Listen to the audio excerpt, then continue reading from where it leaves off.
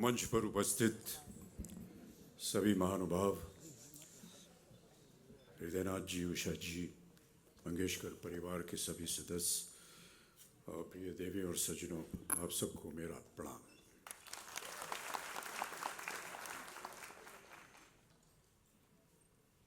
ये मेरे लिए बड़े सौभाग्य की बात है कि आज का ये पुरस्कार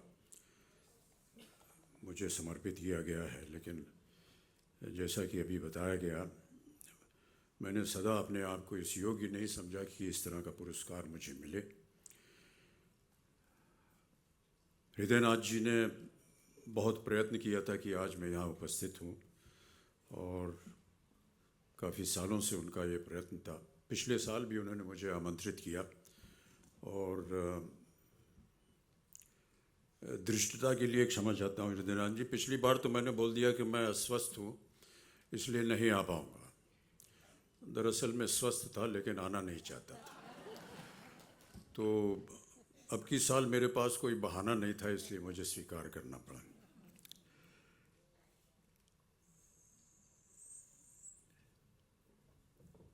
कुछ बातें जो है मैं आपके साथ हिंदी में कर रहा हूँ। ऐसे ही एक कार्यक्रम में मैंने जब हिंदी में बोलना शुरू किया तो इधर ही जनता से आवाज़ आई, ये मराठी मराठी। तो मैंने हाथ जोड़ करके उनसे क्षमा मांग ली और कहा कि मराठी शिकत आए और बच गया। लेकिन ये जो वाक़या हुआ था इसको 10-12 साल हो गए और अभी तक मैं मराठी नहीं सीख पाया। पहले समय नहीं मिलता था, अब वृद्धावस्था में थोड़ा सा समय मिल रहा है, इसलिए मैं प्रयत्नशील हूँ कि मराठी सीखूं।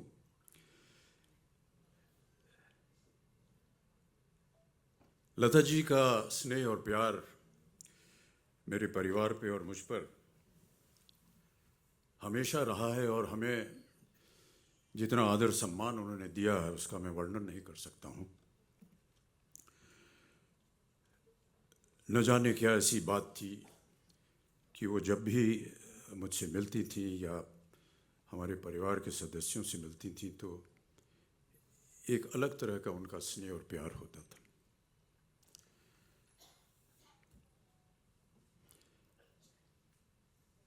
आपने देखा होगा कि पिछले वर्षों में कुछ हमारे जितने फिल्म जगत के कलाकार हैं वो विदेश जाते हैं मंच पर कार्यक्रम करने। उनका गीत होता है, गायन होता है, नृत्य होता है। शायद लोगों को पता नहीं कि इस तरह के कार्यक्रम मैं भी किया करता था और एक तरह से माना जाए तो इसकी शुरुआत जो है वो मुझे लता जी की देन मिली थी कि इसकी शुरुआत की जाए। ये शायद बहुत से लोगों को पता नहीं, 1981 की बात है। मैं न्यूयॉर्क में था और हमारे एक मित्र आए, कहा कि लता जी न्यूयॉर्क में हैं और वो आपसे मिलना चाहती हैं। तो मैं लता जी से मिलने गया। उन्होंने कहा, अमिताभ जी, मेरा यहाँ मंच पर एक कार्यक्रम है मैडिसन स्क्वायर गार्डन, जो कि बहुत ही विख्यात अमेरिका का एक स्टेडियम है। वहाँ पर एक हॉल है फेल्ट फोरम, यहाँ पर उनका कार्यक्रम होना था। उन्होंने कहा, यहाँ मैं चाहती हूँ कि आप 2 मिनट आकर के मेरी एक प्रस्तुति कर दें। लता जी का प्रस्तुति करना ये मेरे लिए समझ में नहीं आया है कैसे कह रही हैं, लेकिन क्योंकि वो लता मंगेशकर हैं इसलिए मैंने उनकी बात मान ली और मैंने कहा ठीक है लता जी, मैं आ जाऊँगा। जाने लगा तो फिर उन्होंने कहा, अमिताभ जी सुनिए, हमने सुना है कि अभी आपने अपनी एक फिल्म में गाना गाया है। अरे मैंने कहा, नहीं लता जी, वो देखिए वो हल्का फुल्का वो शादी ब्याह में नोक शोक होती रहती है, उस तरह का एक गाना था। हमारे निर्देशक ने हमको होली के दिन सुना और उन्होंने कहा कि इसको फिल्म में डालना है, तो वो उन्होंने डाल दिया। फिल्म का नाम था लावारिस, गाना था मेरे अंगने में। अब हमारी हालत बहुत ख़राब हो गई क्योंकि हमने पहले कभी ऐसा किया नहीं था। लता जी ने आग्रह किया तो हम गए और बड़ी कठिनाई से हमने किसी तरह वो गाना वहाँ गा दिया। जनता में कुछ लोग जो थे वो ताली वाली बजा दिए, कुछ लोग खड़े होकर के नाचने लगे। जो हमारे मित्र थे उन्होंने ये देखा, उन्होंने कहा भाई साहब अब हर साल आपका कार्यक्रम होगा अलग अलग देशों विदेशों में, और इस तरह ये कार्यक्रम शुरू हुआ। ये 80 के दशक की बात है, तो इसका श्रेय जो है ये लता जी को जाता है। तत्पश्चात लता जी के साथ मंच पर उपस्थित होने का सौभाग्य मुझे कई बार मिला, और कई बार उनके साथ एक परफॉर्मेंस भी था, वो भी किया। लता जी के बारे में कई बार हम लोग सोचते हैं क्या है, और एक बार मैंने अपने पूज्य बाबूजी से पूछा कि लता मंगेशकर के बारे में आप कुछ बताइए। उन्होंने केवल एक शब्द कहा, शहद की धार। मिठास उनके गायन में शहद की तरह, और क्योंकि शहद की जो लय है वो कभी टूटती नहीं, इसलिए उनका स्वर जो है वो कभी टूटता नहीं। ये हैं लता मंगेशकर। मेरा हमेशा ऐसा मानना रहा है कि जब भी सही सुर लगता है तो हमारी आत्मा जो है वो परमात्मा से जुड़ जाती है। ये जो डोर है जो हमारी आत्माओं को परमात्मा के साथ जोड़ती है, ये है लता मंगेशकर जी का स्वर। जितनी बार उनके सुर को आप सुनेंगे तो आपको लगेगा कि उन्होंने आपकी आत्मा को परमात्मा से जोड़ दिया, एक ऐसी डोर से जो सदा झंकृत होती रहती।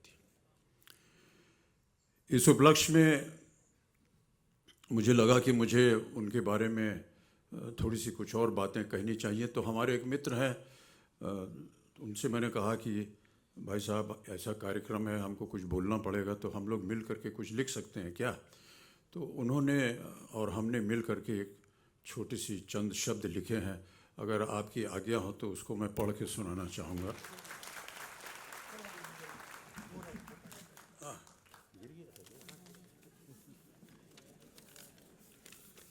तो ये जो शब्द है इसको एक शीर्षक भी दिया हुआ है, और शीर्षक है आकाशाची सावली। आकाशाची सावली। काळच्या त्या ज्वलवंत वाळूवर अनवाणी चालत होतो मी, पुढच्या पावला पलीकडे पाहण्यास अक्षम। कारण काय की ते अशक्य होते, वेलच नव्हता। तेव्हा कार्ययच उद्देश होते आणि कार्ययच कर्म होते। हेतु काय, कर्तृत्व काय, सिद्धी काय, सगळे एकच होते। अशा प्रकारे आयुष्य जात असताना त्या रणरणत्या उन्हात आकाशाची एक सावली मला लाभली। त्या आकाशाचे नाव लता मंगेशकर।